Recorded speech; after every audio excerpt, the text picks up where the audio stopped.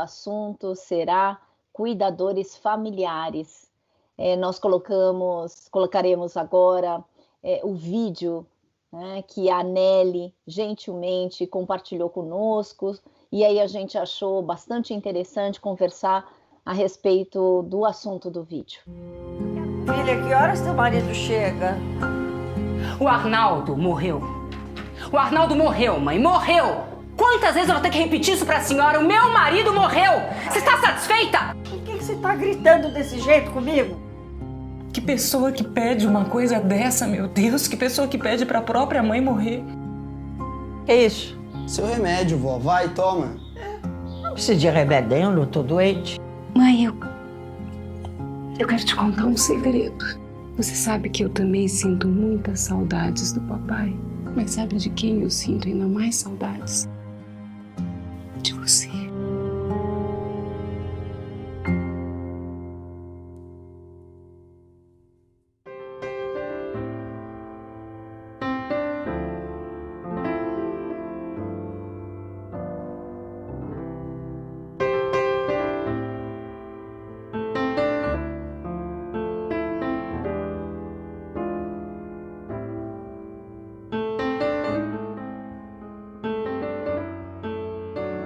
Hoje a gente vai falar muito do cuidador familiar que traz um vínculo afetivo diferente do cuidador formal. E aí então, Nelly, como você trouxe, né, e despertou na gente a curiosidade e a vontade de conversar a respeito desse assunto, eu peço para que você fale um pouquinho sobre o significado, né, todo o assunto, né, que a gente vai abordar hoje. Bom dia a vocês, é um prazer estar novamente, né, reunidos as 4 mosqueteiras, prontas para entrar em contato com esse público maior que nos prestigia sempre. Enfim, Karina, como você disse, eu trouxe esse tema porque isso foi muito presente na minha trajetória profissional. Lidando com os pacientes, com seus familiares, eu fui percebendo que muitas vezes nós criamos, como profissionais de saúde, nós criamos um vínculo muito estreito de confiança, de acolhimento com os pacientes, e os familiares têm um outro tipo de vínculo. É toda uma história de vida compartilhada. E muitas vezes, nem sempre essa história traz recordações agradáveis, traz recordações que facilitam o cuidado a essa pessoa da família. Ao lado de pacientes que têm familiares muito cuidadosos, com um vínculo afetivo bastante estreito e muito bem construído, muitas vezes eu encontrava cuidadores familiares que tinham, eu poderia até dizer, traumas mesmo, de situações muito violentas vivenciadas com aquela pessoa, e naquele momento se viam na situação de obrigação, muitas vezes, como você diz, compulsoriamente, ter que cuidar desse paciente. Então, por isso, nós vamos refletir um pouquinho sobre esse tema hoje. Posso até trazer depois alguns exemplos de situações muito dramáticas, até que eu acompanhei nessa vivência profissional. Então, é assim que nós vamos começar esse nosso assunto hoje, né?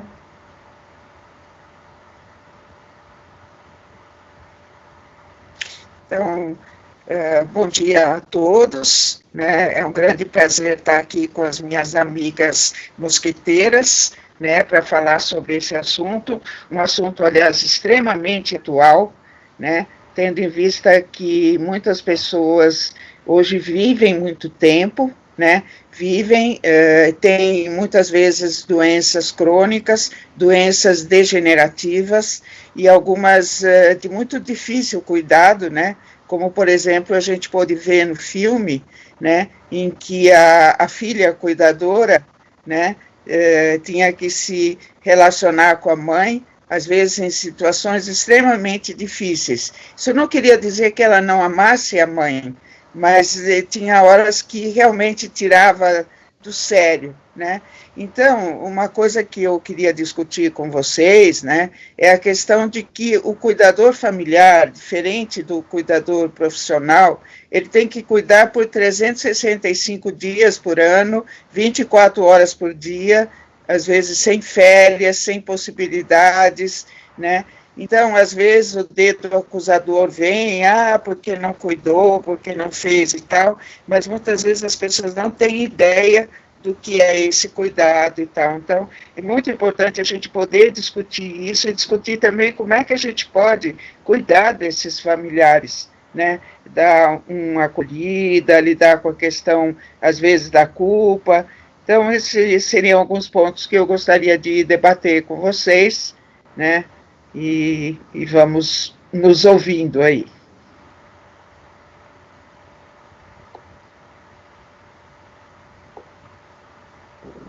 Olá, meninas mosqueteiras, mais uma vez juntas, que bom.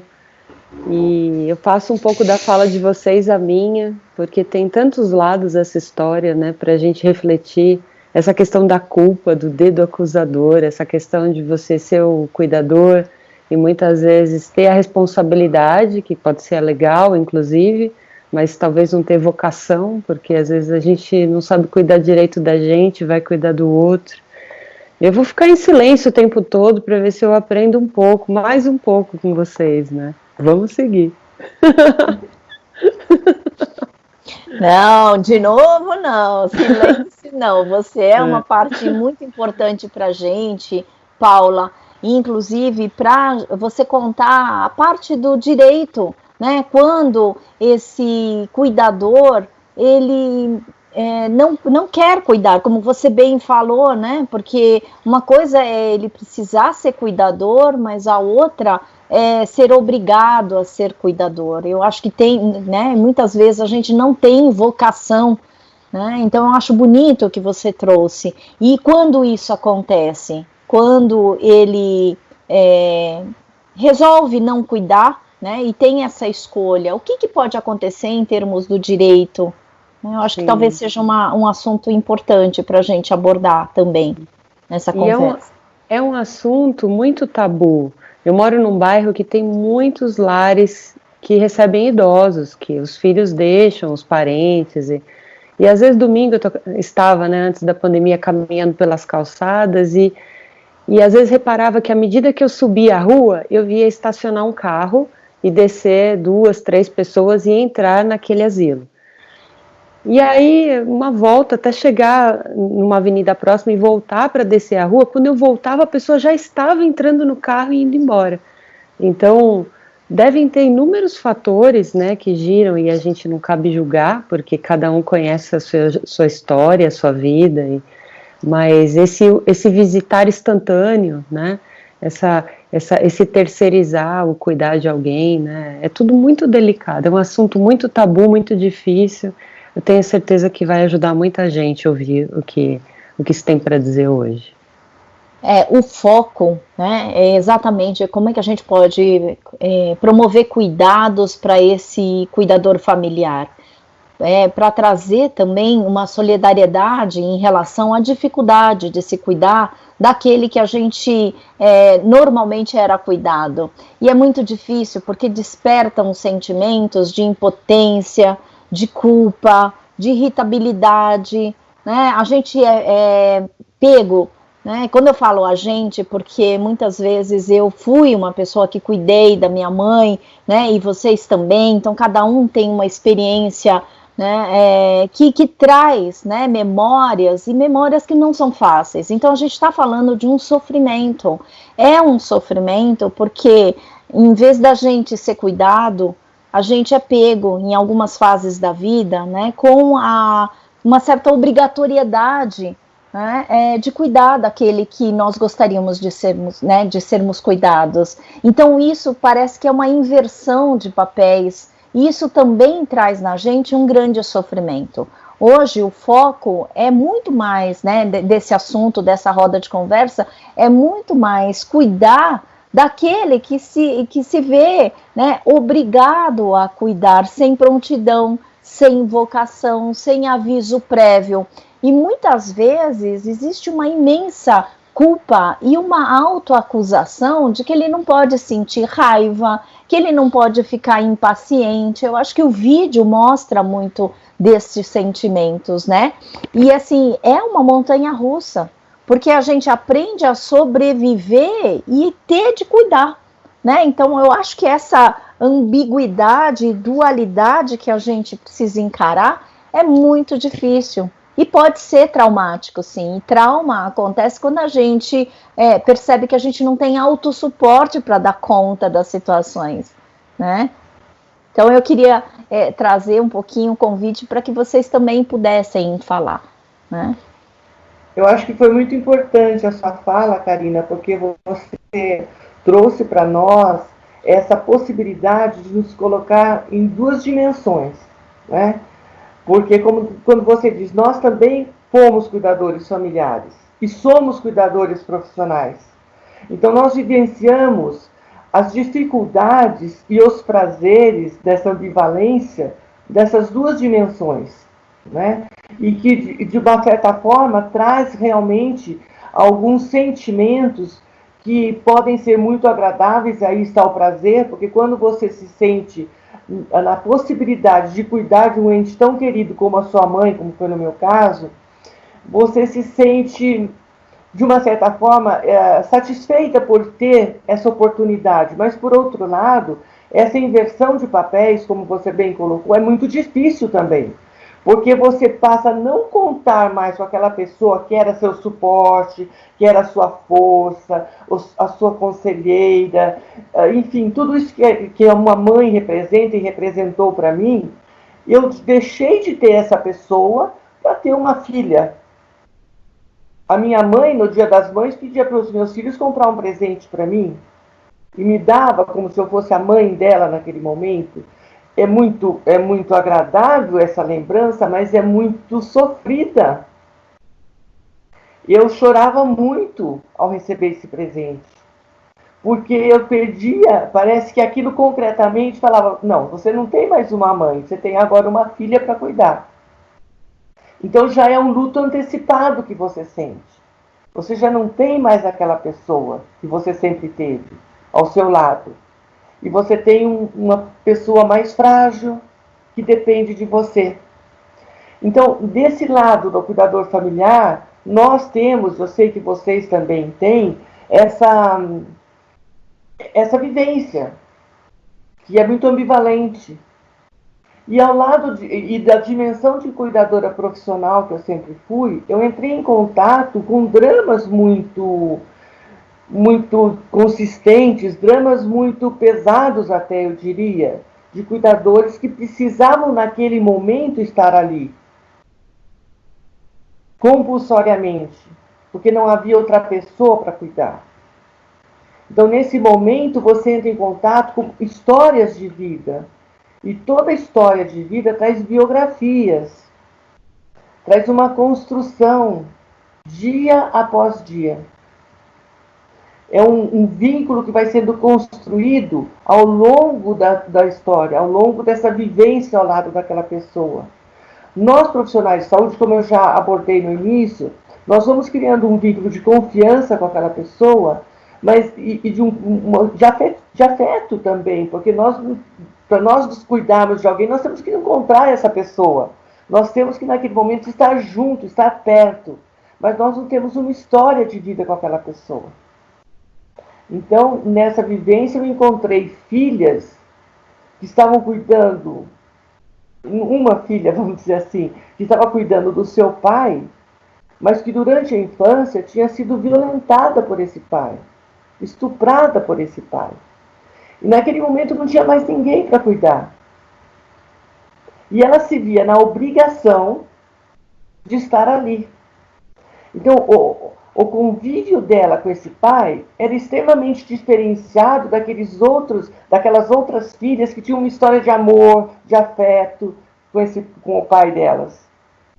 E isso causava uma certa estranheza para nós da equipe de saúde. E por isso eu me aproximei mais dessa pessoa, dessa filha. Eu queria entender por que esse distanciamento, o que acontecia nesse distanciamento. E ela me trouxe essa história, com muita dor no coração.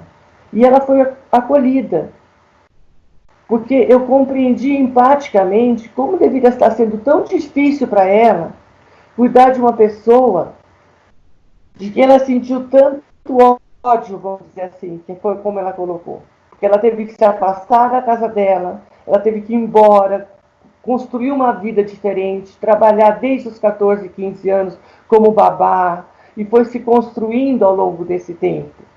E depois é chamada a cuidar do seu algoz, vamos dizer assim, de quem tinha feito tanto mal. E nessa compreensão, ela pôde desabafar e se aliviar desse sentimento, na legitimação dela poder sentir raiva, dela poder não se sentir à vontade naquele momento. Porque ela não se sentia à vontade para ter carinho, para ter afeto.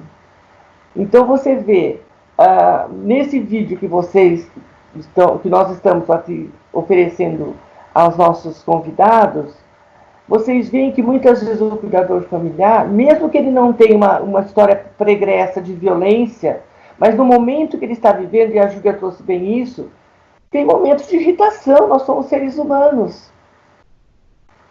de impaciência. E nós, profissionais de saúde, quando lidamos com o paciente ou seu familiar, nós temos que abranger esse acolhimento a todos os participantes, a todos os protagonistas desse momento.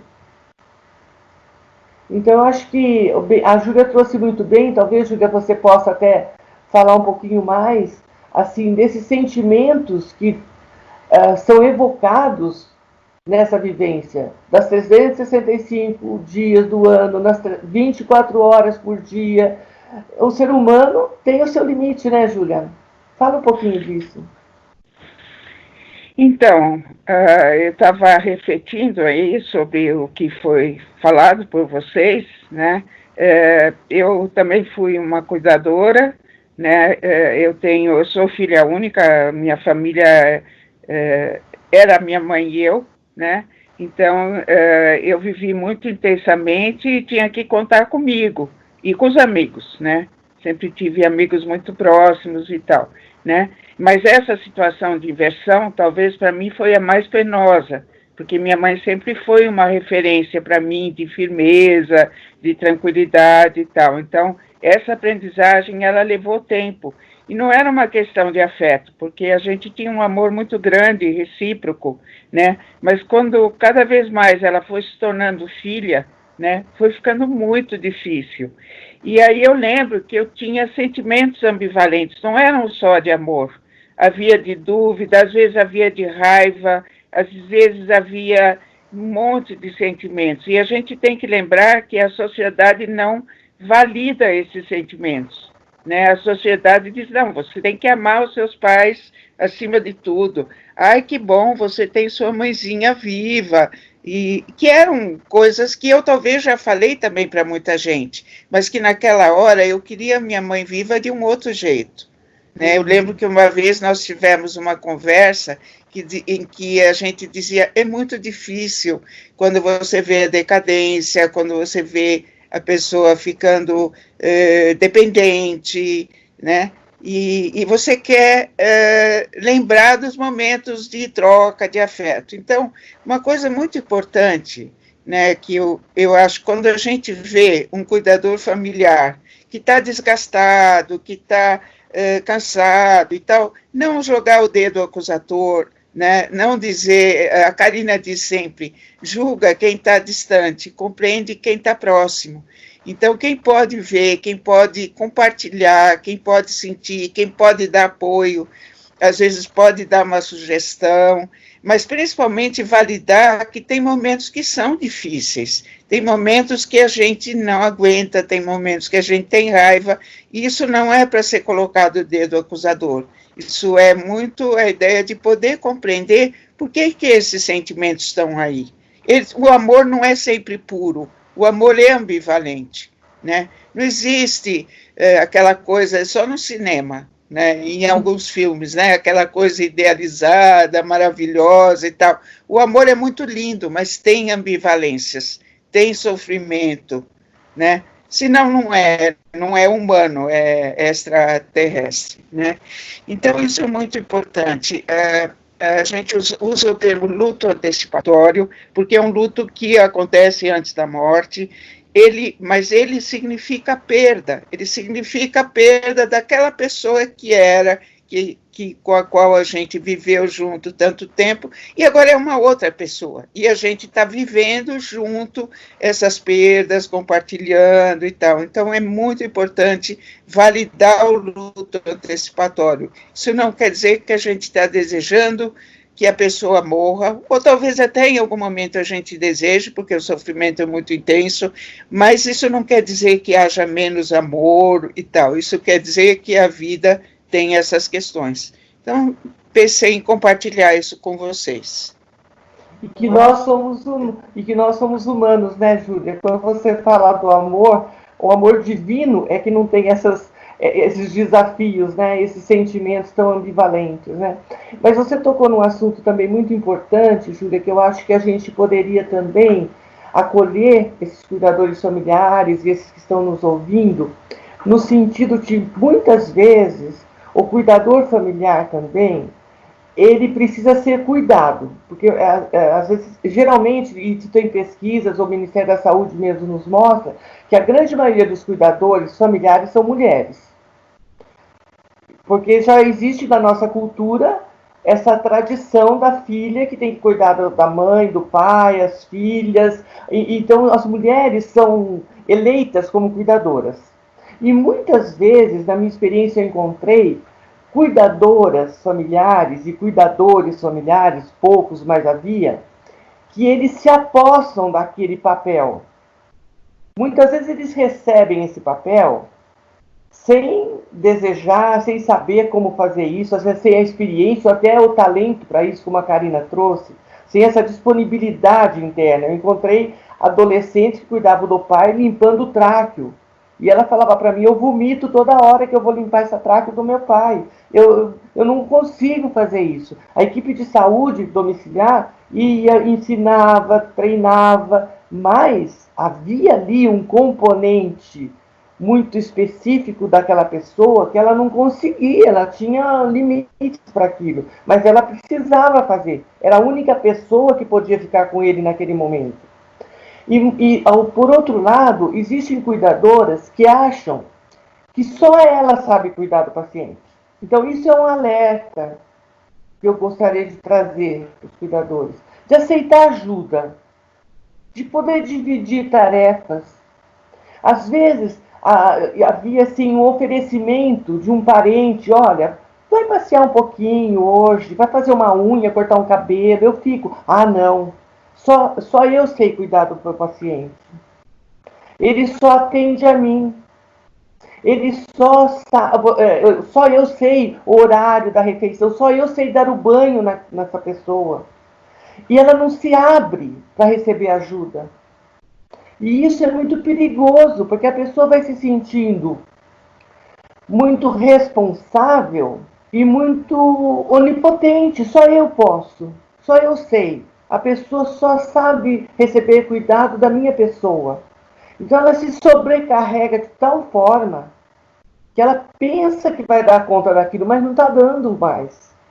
Então vem um sofrimento que até se materializa num sintoma físico, em algo que ela não sabe lidar, uma exasperação, e isso tudo tem que ter muito cuidado. Eu não sei se depois a gente pode disponibilizar aquele artigo que eu escrevi sobre quem cuida de mim, porque eu acho que uma coisa que o cuidador tem que fazer essa pergunta mesmo. Quem cuida de mim? Eu cuido tanto. E muitas vezes a pessoa que ela se transforma num cuidador familiar, e eu digo ela se transforma porque ela aceita esse papel e ela tem que se transformar enquanto pessoa para oferecer esse cuidado, ela não pensa no cuidado que ela precisa ter com ela mesma. Ela se descuida. Então quem cuida de mim? Sou eu que cuido de mim ou eu posso também aceitar ajuda? Júlia, quando você fala, você é filha única, você tinha essa responsabilidade de cuidar da sua mãe, mas você repartia com amigos. E eu acho isso de uma grandeza muito grande, você aceitar ajuda.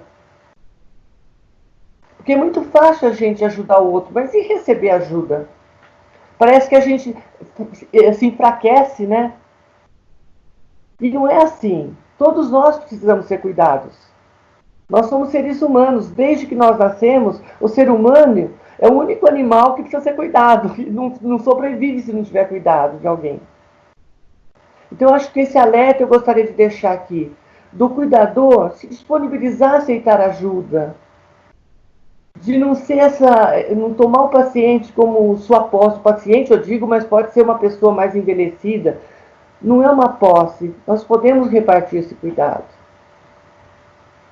Eu acho bonito isso que você fala, né, Nelly? Porque, ao mesmo tempo, a nossa roda de conversa tem este objetivo de olhar para o sofrimento e promover possibilidades para que as pessoas que estão, né, a gente está falando, né, possam refletir a respeito dos próprios cuidados e como é que elas podem também valorizar esse cuidado. Eu achei muito importante o que você trouxe, que os cuidadores familiares, eles se apossam do papel.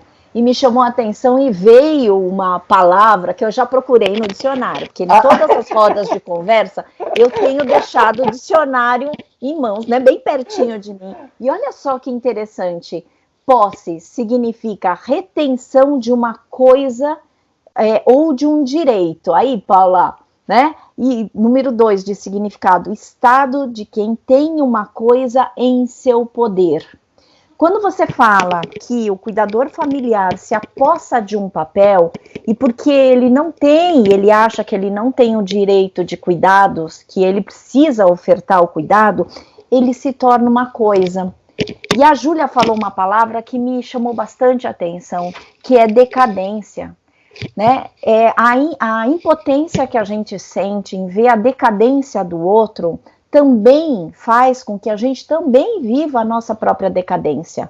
Porque quando a gente entende que posse é você tomar uma posse de uma coisa, eu acho que existe uma certa coisificação na obrigatoriedade do cuidado. E ao mesmo tempo, a gente se sente apossado daquela pessoa que virou uma coisa. Muitas vezes a gente fala, quem é esta pessoa? E por isso esse desconhecimento e esse estranhamento, porque é muito dolorido, né? A gente ter uma referência de uma pessoa potente que antigamente cuidou da gente, que antigamente tinha toda, inclusive esse papel, né? E essa guiança era o farol da potência. E, de repente, de uma hora para outra, deixou de ser o farol, deixou de ser. Então, assim, a gente também começa a viver a nossa própria decadência, mesmo sendo cuidador. Só que num papel de ser aquele que precisa cuidar desta outra situação que é um desconhecido. Então, por isso que talvez seja muito sofrido, né? A gente também se sente coisa, porque é isso. Né, 24 horas, 365 dias, quer dizer, a gente não tem pausa, não tem fôlego como cuidador familiar. E eu acho que esse realmente é o sofrimento que muitas vezes a gente precisa, assim, né, considerar que outras pessoas também podem nos ajudar. Né, porque aquele que acha que é autossuficiente, inclusive nesse cuidado de quem a gente ama, acho que aumenta o sofrimento.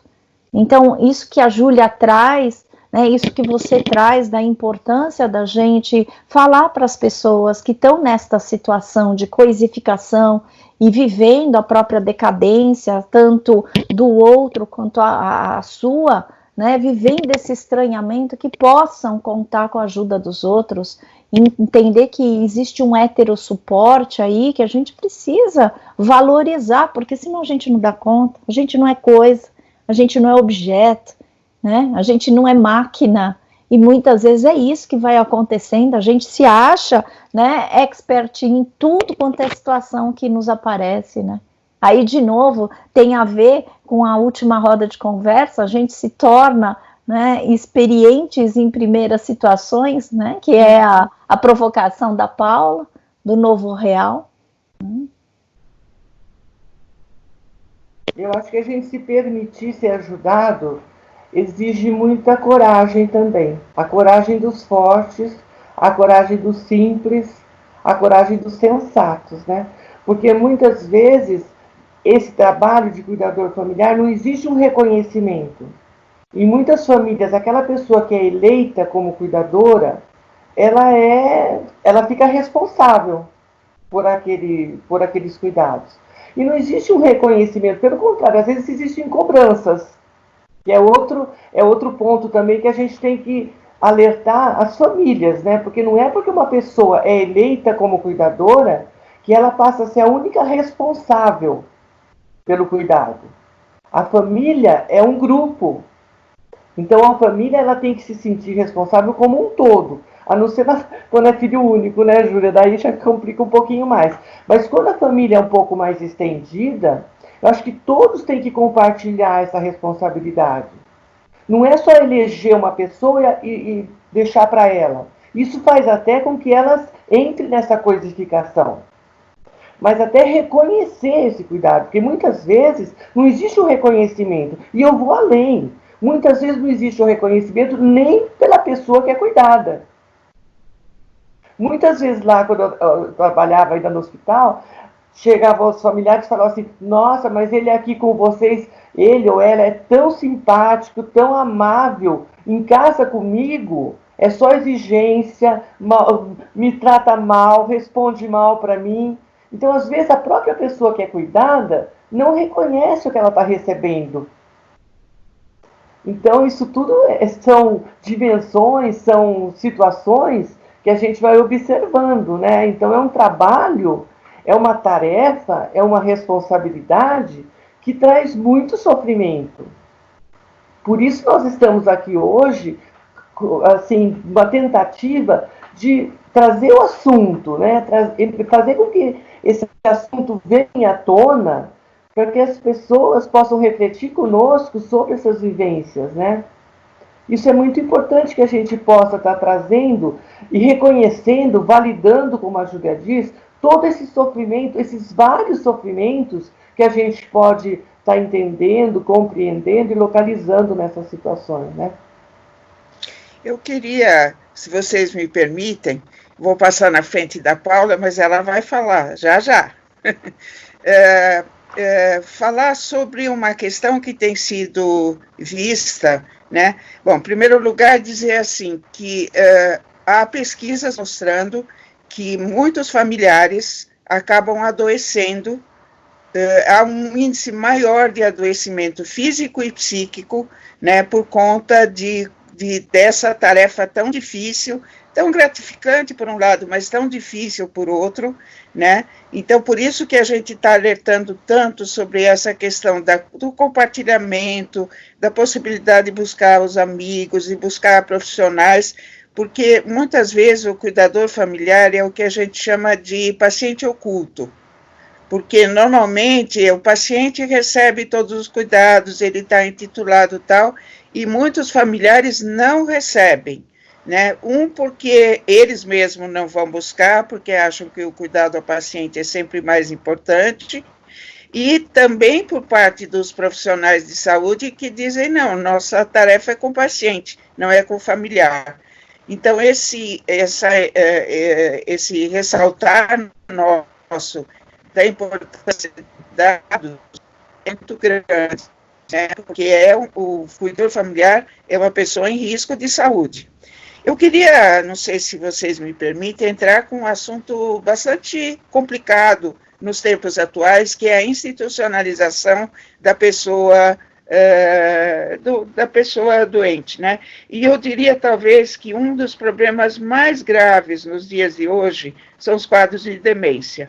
É justamente o que o filme nos mostra, e dependendo do grau da demência e de uma série de características, às vezes se discute a questão da institucionalização da pessoa com doença de Alzheimer, mas isso vale para outras doenças também. E, infelizmente, ainda, essa situação é vista com muito preconceito aqui no Brasil, principalmente no Brasil.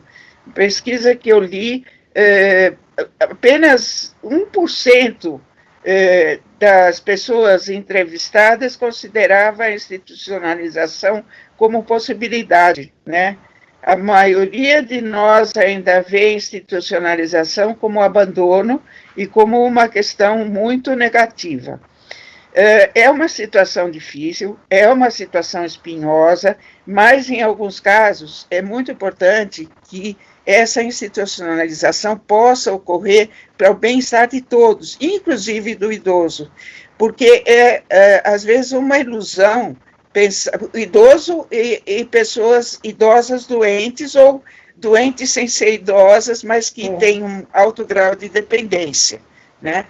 Porque, às vezes, até involuntariamente, essas pessoas são submetidas ou ao abandono no lar, então elas ficam em casa, elas não são institucionalizadas, mas ninguém cuida, porque está todo mundo trabalhando e tal, e a pessoa fica solitária o dia inteiro. Então, isso é uma ilusão de que em casa seria melhor. E mais grave ainda, às vezes essas pessoas sofrem tortura, sofrem violência, né, porque as pessoas ficam irritadas, porque as pessoas não têm paciência, né?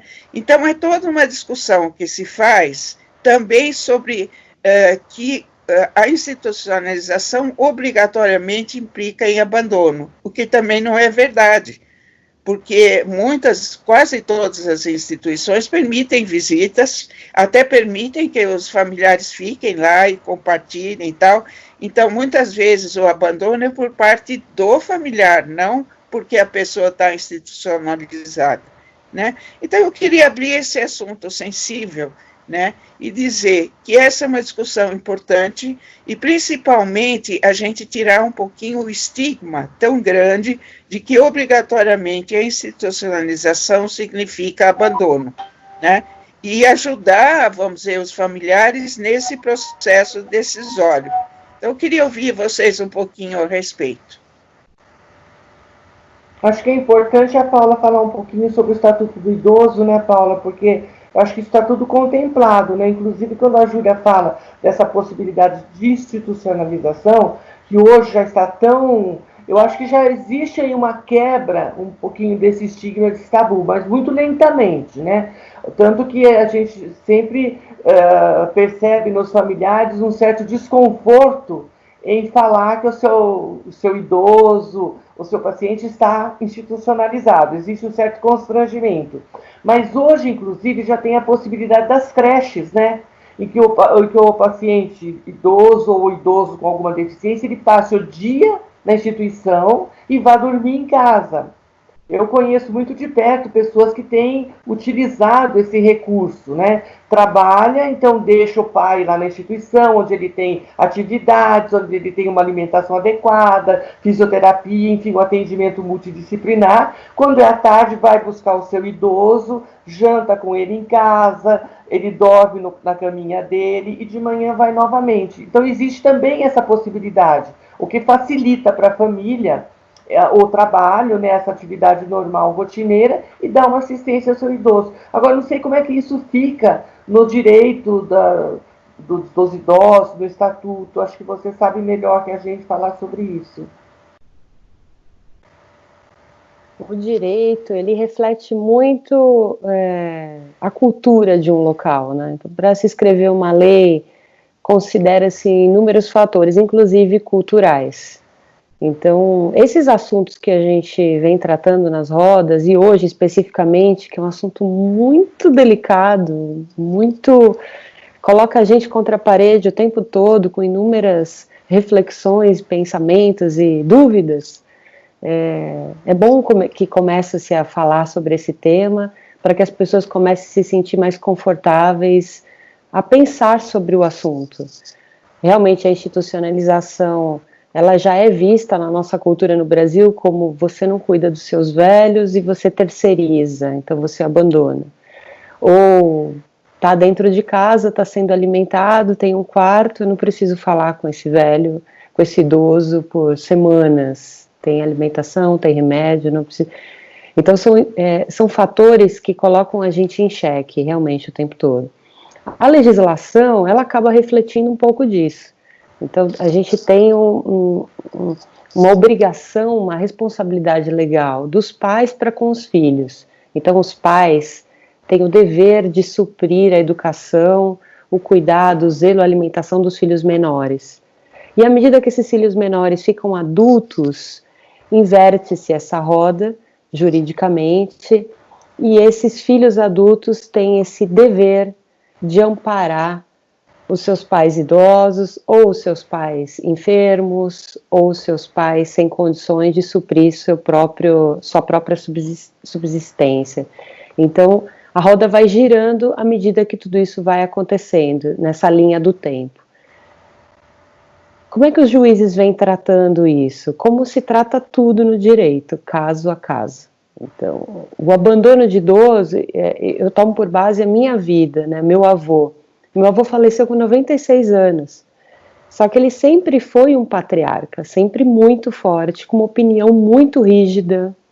Ele não aceitava morar com os filhos, ele não aceitava ir para o dia que nós cogitamos a possibilidade dele conhecer um espaço onde ele ia ter mais estímulo, onde a gente ia verificar junto com ele dia a dia se ele estava sendo bem cuidado, ele disse que não falaria comigo nunca mais. E eu disse, vô, é só para você conhecer, você não quer morar com a gente? Que tal conhecer outras pessoas?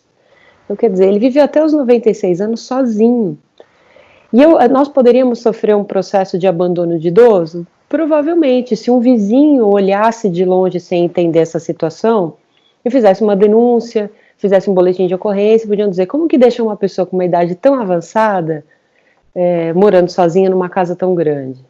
O carro dele, nós praticamente tivemos que furtar o carro dele para vender e devolver os recursos, porque ele queria dirigir. E a gente dizia, vô, o senhor não pode dirigir com 96 anos, a sua coordenação motora. Então, quer dizer, era muito delicado lidar com ele, porque ele era lúcido. Ele só não estava na sua perfeita condição física, mas a cabeça dele estava ótima. E ele se sentia usurpado nos direitos dele, e à medida que ele era uma pessoa forte, nós amávamos e respeitávamos, a gente tentava fazer esse equilíbrio entre o que ele queria e o que era possível legalmente. Foi um exercício jurídico muito difícil para mim, porque eu dizia, vô, se o senhor não quiser fazer isso por si mesmo, faça por mim, porque como que a gente explica uma situação dessa? Uma vez ele caiu no metrô, numa escada rolante, que ele saiu sem avisar ninguém, e ele teve um corte na cabeça, foi socorrido pelos funcionários do metrô, eu fui achá-lo à noite, e eu disse, e o seu celular, vô, que eu te dei? Ah, não, é muito feio falar em celular na rua, o celular eu deixo para usar em casa. Então, quer dizer, ele era de uma outra época, que não permitia esse tipo de tecnologia, e a gente está falando de algo que aconteceu há 10 anos, ele saía sem o celular, então a hora que eu consegui localizá-lo, o funcionário do metrô olhou para mim como se eu fosse uma pessoa irresponsável. Ele olhou para mim dizendo, é um absurdo, ele falou, ele precisa de cuidados. Aí eu olhei para o meu avô dizendo, entende como agora a sociedade olha para mim? Então eu poderia sofrer um processo? Poderia. Então, o Estatuto do Idoso, eu acredito que é uma das leis mais legais que nós temos no Brasil. Ele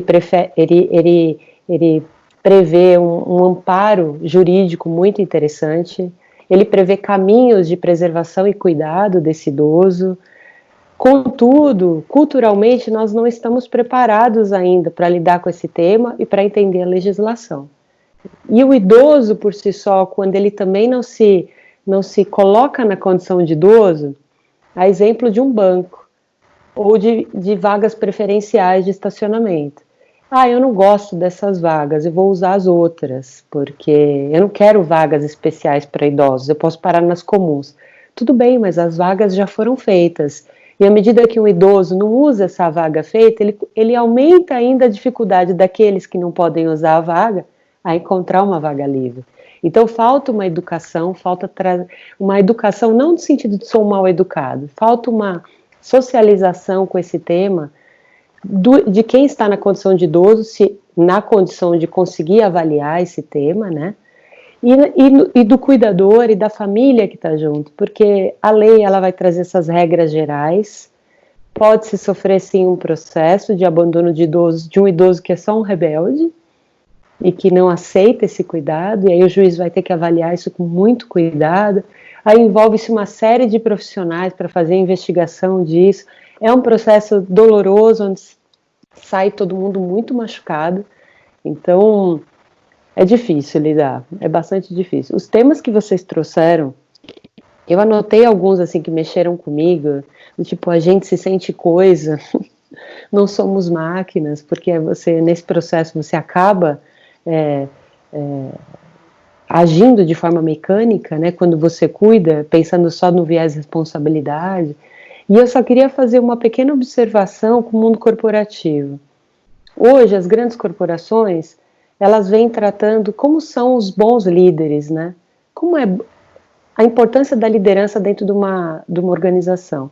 Geralmente, um cuidador, pelo menos no meu raio de visão, na minha experiência, geralmente o cuidador ele traz traços de liderança muito fortes, onde ele se coloca num segundo plano e ele vem à frente assumindo esse papel. Tanto que muitas vezes ele não aceita ajuda e ele se coloca nessa condição de onipotência. No mundo corporativo também acontece isso. O líder de um grande time, ele se coloca como um grande salvador, aquele que vai socorrer e vai resolver tudo. Por isso que o burnout acabou virando uma febre e as pessoas todas doentes. Então eu vejo, ouvindo vocês falarem, e eu sou sempre muito grata com tudo que eu aprendo com vocês, é que a gente está num mundo muito sistêmico, onde agora a gente está falando desse cuidador informal, muitas vezes a gente está falando de um chefe de equipe que está tendo que cuidar de várias pessoas que estão em casa, em home office.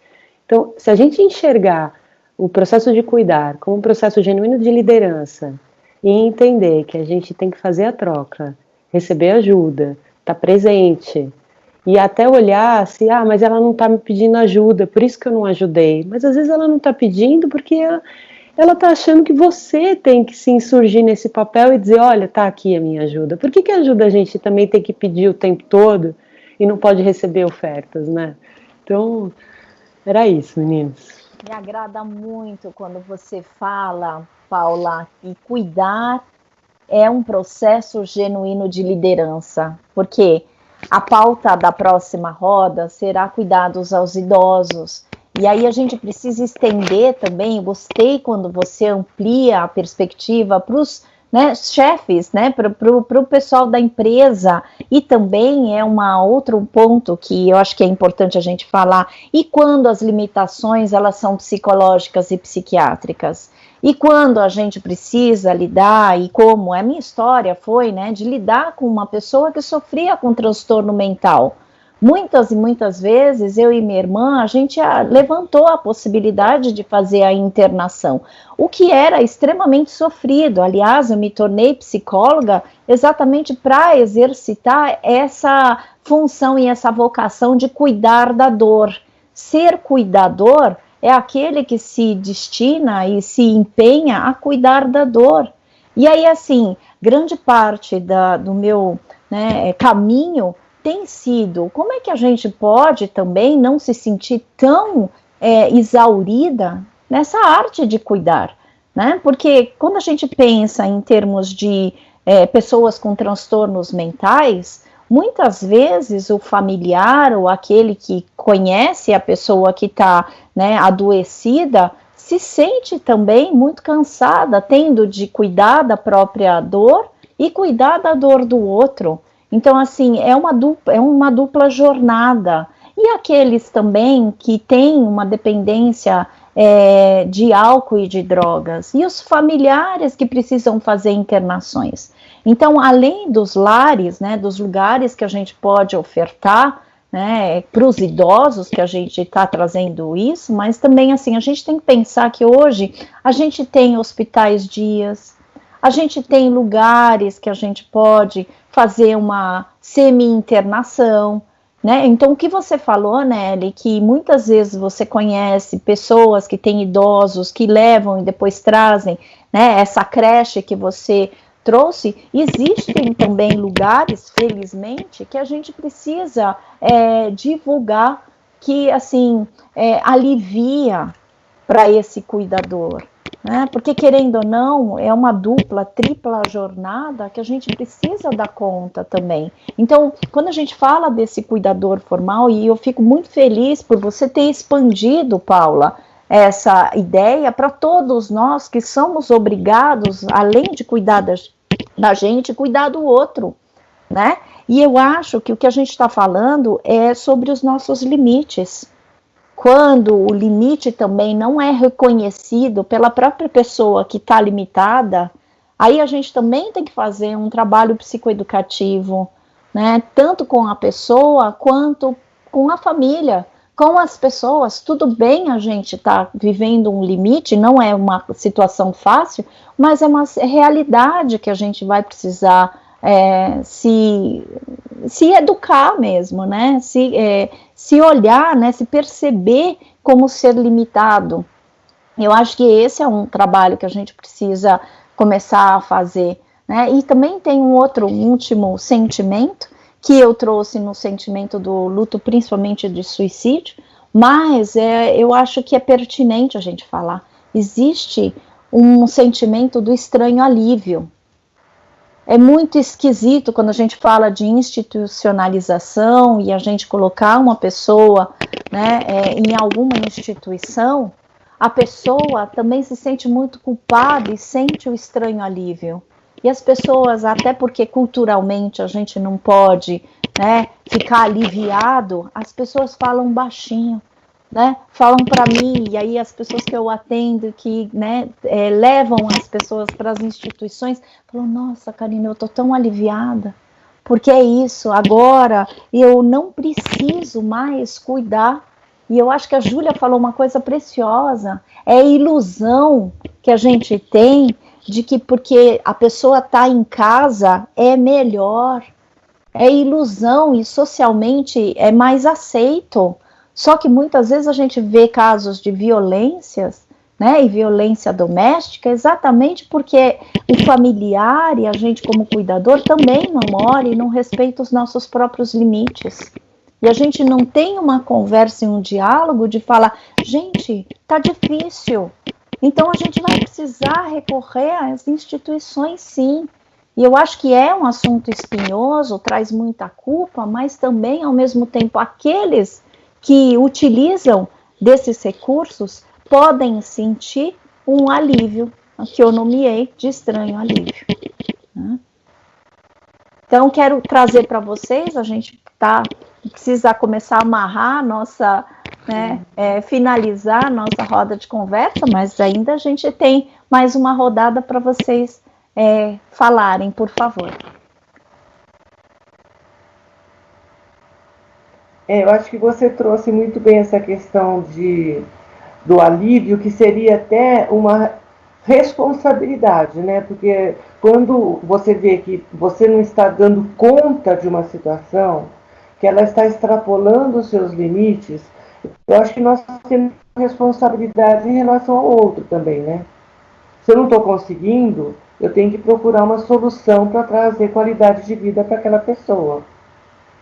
E existe realmente, acho que hoje nós temos várias instituições reconhecidas, é claro que você tem que procurar um lugar bastante reconhecido, sério, para você poder dar um cuidado adequado para essa pessoa.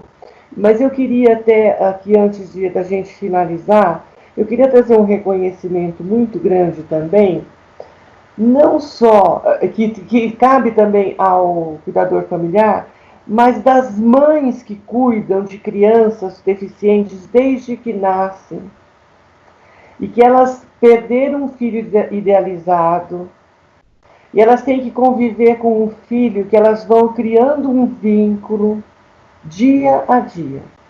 E eu trago isso porque me veio uma lembrança do tempo em que eu trabalhava no hospital, e perto lá do hospital tinha um centro de assistência a crianças com paralisia cerebral. Era, assim, uma instituição de assistência pública, então as pessoas que frequentavam eram de uma classe social mais baixa, economicamente, né, mais baixo. E aquelas mães não tinham, muitas vezes, a possibilidade ou conforto de ter um carro para levar aquela criança, para ter assistência nesse centro. E, às vezes, eu ficava na minha janela e via aquelas mães conversando, rindo, carregando aquelas crianças, às vezes até maiores que ela. Tinha umas mães muito pequenininhas e que carregavam aquele filho de 10, 11 anos no colo, maiores que ela até. E elas rindo e conversando, e eu ficava assim, cheia de pensamentos, refletindo, como faz essas pessoas serem tão alegres numa situação dessa? Então eu queria repartir com vocês até essa emoção que eu sinto de lembrar disso. Porque elas têm uma herança de cuidado, elas receberam, ao parir, ao dar à luz, elas receberam um privilégio de cuidado. Muitas falavam para mim, isso é um privilégio, mas todo privilégio traz responsabilidades. E quem cuida dessas mães? Elas têm que cuidar, é mãe, é o filho. E elas cuidam sem esperar nada. Elas não têm o que esperar. Elas cuidam o dia a dia. Eu tenho no meu WhatsApp uma mãe de uma criança que ficou internada há muito tempo no hospital. Na verdade, ficou 4 anos no hospital, até que ela conseguisse o auxílio para cuidar dessa criança em casa.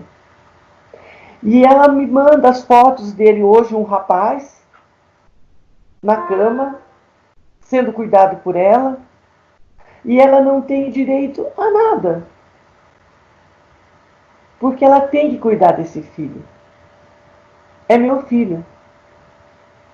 Então eu queria trazer esse reconhecimento também para essas mães, para essas pessoas que cuidam dessas crianças, e que o que elas esperam unicamente é oferecer a generosidade de um cuidado de amor.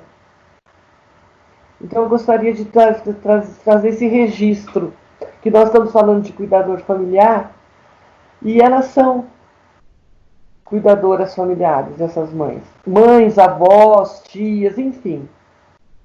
Quem cuida dessas crianças? Olha, eu vou passar à frente e a gente vai ficar mais um pouquinho, só porque, Nelly, eu vou pedir licença para você. O que você trouxe me fez lembrar de uma história. Quando eu estava na faculdade, eu fiz estágio na LACE, é Legião de Assistência à Criança Excepcional. E eu trabalhava como estagiária estimuladora de crianças com paralisia cerebral. E aí, a tua história e a tua reverência e a tua gratidão em relação às mães me fez lembrar de uma história que eu vivi. A gente estava trabalhando com uma criança de 9 anos para andar, né, novamente.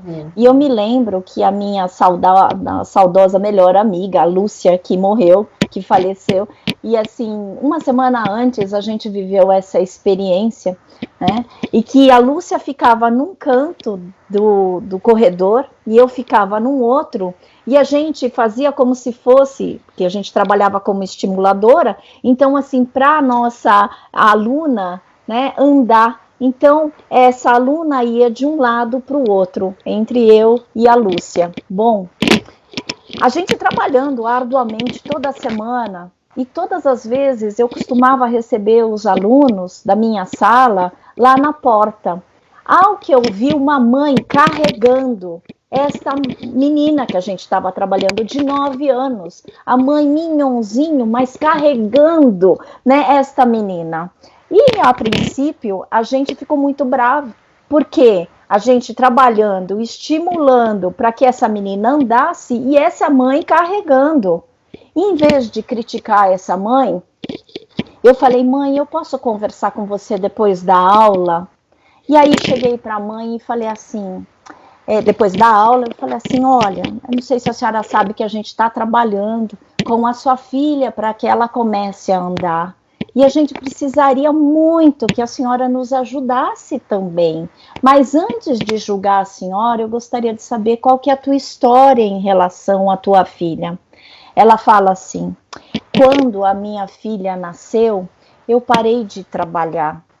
E aí eu abdiquei da minha vida e de toda a minha profissão para cuidar da minha filha.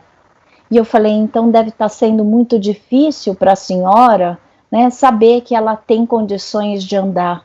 Ela falou, é exatamente isso. Ela caiu em prantos, ela falou, eu não sei ser outro tipo de mãe, né, de uma filha que eu convivi durante 9 anos, né, que é uma filha que não sabe andar.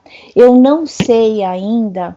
E eu falo para ela, provavelmente a senhora não sabe e talvez não esteja pronta para viver um outro papel de ser a mãe de uma filha que pode andar.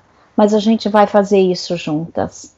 Então eu quero honrar o sofrimento da senhora, mas a senhora está ganhando a possibilidade de ter um outro papel como mãe. E quem sabe agora seja o momento da senhora também poder andar com a tua própria vida, tendo uma filha que saiba andar. E aí a gente foi fazendo um trabalho muito bonito, que é esse de acolhimento para as pessoas que às vezes ficam enraizadas no papel e na posse, na coisificação, e que não aprenderam ainda por falta de prontidão, né, a desempenhar um novo papel. Somos cuidadores familiares que temos a chance, e essa é a esperança, de rever os nossos papéis. A gente não precisa ficar, né, sempre no mesmo papel, é uma fase. Hoje, Júlia não tem mais esse papel de cuidadora, você também, eu também não tenho, né? Então, assim, eu acho que a gente, e a Paula também em relação ao avô, né? Então, assim, acho que a gente tem de entender que é uma fase que a gente passa e que uma fase não pode virar lei nem papel eterno. Desculpa cortar, mas eu acho que tinha tudo a ver e aí a gente continua um pouquinho, né, Não, a nossa roda. Eu acho que tem tudo a ver, né, Karina? Porque é o que eu trouxe, talvez, e com certeza, né, te fez lembrar de tudo isso, porque nós falamos bastante do cuidador das pessoas em decadência, como a Júlia falou, esse sofrimento de você acompanhar o envelhecimento de alguém, acompanhar uma finitude, na verdade, que é o que também nos espera. Então você antecipa aí a sua própria vivência, né? Mas por outro lado, me fez lembrar, e eu me lembrei durante a nossa conversa, aquela passagem daquelas mães na minha janela, como se fosse aquele filme também, aquelas mães passando, aceitando esse papel de mãe cuidadora, muitas vezes sem esperança de poder andar, de poder mudar a sua vida também, como essa mãe que eu até hoje, né, que ela não tem essa esperança, porque ele não tem essa possibilidade, e o mais doloroso de tudo isso, e que eu até vou compartilhar com vocês, é que essa mãe cuidadora por excelência, cuidando desse filho desde que nasceu com a paralisia cerebral, que teve que ficar internado 4 anos, ela foi acompanhada por mim também, porque o filho mais velho dela, um rapaz de 20 anos, que ajudava a carregar o irmão, que ajudava a cuidar do irmão, que ela depositava nele a divisão para a vida toda desses cuidados. Inclusive ela falava, ele vai continuar a cuidar do irmão quando eu já não estiver mais aqui, porque uma preocupação dessas mães também é de morrer. Elas não podem morrer. Porque quem vai cuidar do filho? E esse rapaz de 20 anos, eu acompanhei a morte dele de um câncer. Eu tive que dar notícia para essa mãe da morte desse filho de 20 anos, que era a esperança dela de um futuro para esse outro filho menor. Então você veja que a vida, ela é imprevisível. A cada dia ela nos mostra que situações podem acontecer que mudam todo o nosso planejamento, mudam todo o roteiro do filme. E nós temos que improvisar. Então, eu gostaria até de deixar aqui essa visão de vida como movimento mesmo, como improvisação, como transformação. Muitas vezes nós temos que improvisar alguns capítulos Nós temos que improvisar alguma cena para a gente poder se transformar. Então, quando você diz que nós deixamos de alguns papéis, nós vamos nos transformando a cada dia, assumindo outros ou transitando por vários ao mesmo tempo, né? Então, eu queria falar também as minhas palavras aí, né? Muito tocada pelas experiências que foram relatadas, né? Que são extremamente importantes, mas os que me conhecem sabem que eu sou cinéfila, né? Eu adoro cinema, adoro filmes e adoro cenas. Então, aproveitando o gancho que a Nelly deixou, né, e das histórias que vocês contaram, eu queria recomendar 3 filmes para vocês que podem nos ajudar a pensar a sensibilização em relação a essa questão, né? O primeiro filme eu assisti ontem, de novo, chama Diário de uma Paixão. Uhum. Se a gente vai falar de cuidados, né, o que acontece nesse filme, eu não vou contar o que acontece, porque senão estaria dando um spoiler. Mas não deixem de assistir, porque ali está a representação máxima do que a gente entende de amor e de cuidado. Um outro filme que eu gostaria de recomendar para vocês chama Viver Duas Vezes. Ele é um filme do Netflix, fala também sobre o caso de uma pessoa que entra num quadro de demência, mas o que é mais interessante que acontece nesse filme, que a relação de cuidados, ela primeiro está centrada nos adultos, mas ela vai devagarzinho se centrando na figura da neta. E aí vocês vão ver que relações ali se estabelecem entre avô e neta que fazem toda a diferença. Realmente é muito sensível, é um filme espanhol, vocês têm no Netflix. E um outro filme, que finalmente, o terceiro filme, nós falamos muito de cuidadoras mulheres, mas esse filme traz um cuidador homem. O filme se chama Amor, né? Ele foi estrelado por 2 grandes atores franceses, Jean-Louis Trintignant e a Emmanuelle Riva. O filme ganhou um Oscar. Ela entra num quadro de demência e vocês vão ver como é um cuidado masculino, né, gerenciado pelo amor. Eu não vou contar a cena final, mas não percam, né, porque muitas das coisas que a gente discutiu aqui estão nesses 3 filmes. Eu acho que a literatura e o cinema nos ajudam extremamente nessa sensibilização em relação a formas, às vezes até inusitadas de cuidado, né, que a gente nem imaginaria que seria possível, né, o cuidado na instituição para idosos, o cuidado entre netos e avós, e o cuidado masculino, que termina de uma forma totalmente insólita, né? Então, é a contribuição que eu queria deixar. Estou extremamente sensibilizada pelos pontos que foram discutidos, rememoração de histórias vividas e aprendizagem o tempo todo, né? É um grande prazer estar nessa roda e até o nosso próximo encontro, e eu passo o bastão para Paula.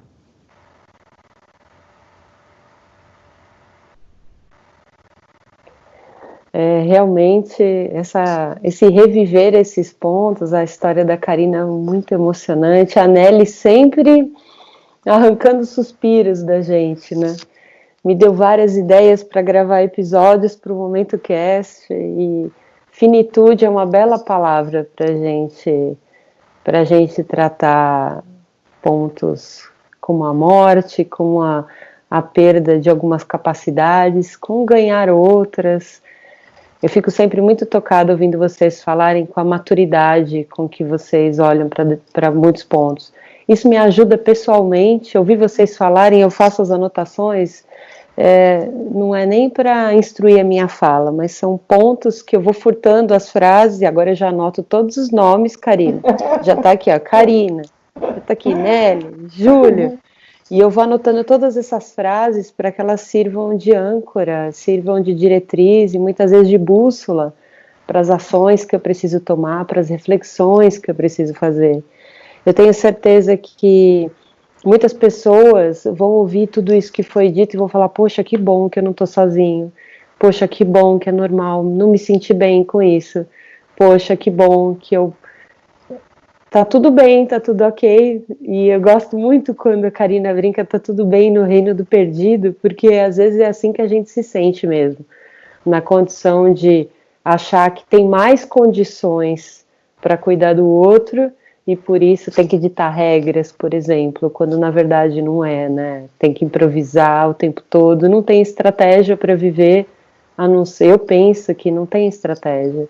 E toda vez que a gente foge muito de uma coisa, a gente vira a esquina e se depara com ela, né? Então é o improvisar o tempo todo, e o improvisar demanda essa presença. Então, obrigada pelas falas de hoje, por todo esse aprendizado, por transformar em palavras coisas que eu também sinto e me ajudar a reorganizar as minhas ideias. Para os próximos episódios, eu vou fazer um estudo melhor da parte jurídica, porque eu esqueço, quando eu estou com vocês, eu esqueço que eu sou advogada. Se vocês me lembram, com vocês eu quero fazer podcast o tempo todo, mas ouvindo tudo isso que a gente falou, eu preciso fazer um estudo mais dedicado da parte jurídica, para a gente trazer aí, à medida que vai conversando, que vai contando as histórias, as vivências, e os aprendizados, trazer essas pílulas do direito que pode ajudar muitas vezes a esclarecer uma dúvida ou a orientar alguém. Então eu já fico com o meu compromisso, inclusive diz que para a gente fazer uma coisa de verdade a gente tem que assumir um compromisso público, né? Então fica aí meu compromisso de sempre trazer um estudo jurídico a partir de agora, bem apurado, para que a gente possa entregar isso também, né? É tanto aprendizado no campo emocional, tão rico, que aí se a gente traz alguma coisa mais material, que é o direito, que é essa coisa mais mundana, de repente a gente consegue entregar um pacote muito bom. Obrigada por vocês entregarem horas aí dessa manhã de domingo, de frio em São Paulo, e até a próxima rodada. Meu amor, não se sinta obrigada, até porque você faz parte das 4 mosqueteiras, e é interessante, né, porque quando você se convoca e se traz, né, essa demanda de você trazer o lado jurídico, é muito do tom que aconteceu a nossa roda de conversa. Vocês perceberam que a gente fala e inicia a nossa roda de conversa falando sobre obrigar a ação do cuidar. E a gente encerra a roda de conversa trazendo a ideia de improvisar a ação. Ou seja, né, o imprevisível, a gente também não alinhou totalmente o que iria acontecer nessa roda de conversa. E roda de conversa serve para isso, para trazer o espontâneo, para trazer a criatividade. Isso quer dizer, se você puder e tiver condições de trazer o lado, né, jurídico, se sinta à vontade, que vai ser um bônus, mas já está super de bom tamanho, né, tudo que você tem a nos ofertar. Você é uma podcaster, além de ser uma advogada, e podcaster narra as situações da vida, e com todas as histórias que você nos traz, toda a sensibilidade que você tem, não se sinta obrigada a se colocar a mais do que você pode. É isso, o tom e o objetivo dessa roda de conversa é a gente falar para o cuidador familiar, não se sinta obrigado a dar mais do que você pode oferecer. Né? A gente começa falando de filhas que cuidaram das mães, que é a nossa história. Depois, interessante que a gente vai, né, e perpassa sobre a raiva, sobre a indignação e o estranho alívio, e a gente finaliza falando de mães que cuidam dos seus filhos. Olha que lindo! Você percebe, assim, a gente teve um roteiro lindíssimo nessa roda de conversa, e é isso que faz valer a pena, sabe? O imprevisto, a falta de estruturação, às vezes, traz a gente, né, uma certa insegurança, mas também traz essa ideia da vida, da seiva da vida, que é ser criativa. E é criativa quando a gente se une. Então, assim, eu sou muito grata. E uma das coisas também bonitas que eu identifiquei, a gente começa falando da narrativa das nossas histórias reais, e a Júlia traz, né, recomendações de filmes, né, que é a gente assistir o cuidado dos outros, afinal, viver o cuidado 24 horas é bem pesado, e em alguns momentos a gente precisa assistir, a gente precisa transpor a ideia de assistir cuidados em vez de ficar 24 horas se exigindo ser cuidador. Então, eu acho lindo isso. Sabe, Karina, desculpa estar te interrompendo, mas quando você fala que a Júlia traz esses filmes, essas sugestões para nós, né? Eu já assisti esses 3 e vou repetir a dose porque vale a pena. Eu gostaria só de deixar nesse finalzinho que nós estamos, o quanto é importante também nós nos refugiarmos na arte, né, em nossas reflexões. Porque eu considero os artistas seres privilegiados mesmo, porque eles captam do universo os sentimentos, as emoções que são tão humanas e que existem desde que o homem é homem. As emoções são sempre as mesmas, os sentimentos são sempre os mesmos, e os artistas, eles têm esse poder, eles têm esse talento de captar esses sentimentos e transformá-los em filmes, em contos, em literatura, em pinturas, em músicas. Quando você ouve como nossos pais, você vivencia aquela ideia de que nós somos sempre os mesmos, como os nossos pais, e vamos transformando a nossa realidade, a nossa maneira, improvisando essas ações, né? Então, os artistas, eles conseguem captar do universo todos esses sentimentos e emoções e nos entregam generosamente. E aquilo passa a ser nosso. Cada um de nós se coloca nesse filme, se coloca nessa pintura, se coloca nessa poesia, como quiser.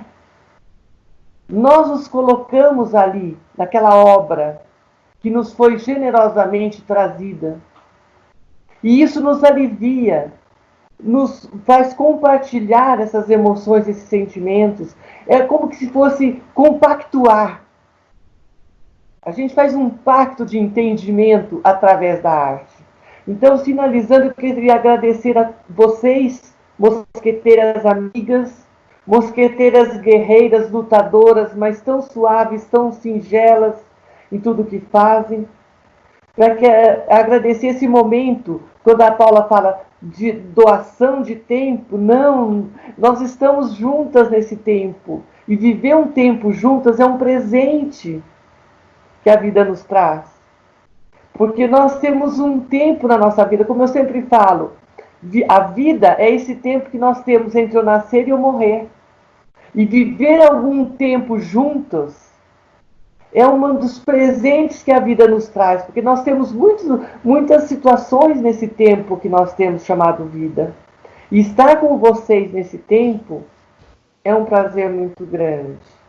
E eu espero que a gente consiga transmitir para quem está nos assistindo nesse momento essa emoção de estarmos juntos na vida, nesse tempo. Que essas pessoas também se sintam abraçadas, entendidas, compreendidas, porque o sofrimento é inerente ao ser humano, todos nós sofremos as nossas dores. E quando a gente sofre junto, quando a gente entende as dores, não só as nossas, mas os outros também, isso é esse estranho alívio que a gente pode sentir, né, Karina? Muito obrigada por estarmos juntas hoje. Até a próxima. Até a próxima, minhas queridas mosqueteiras, sempre juntas.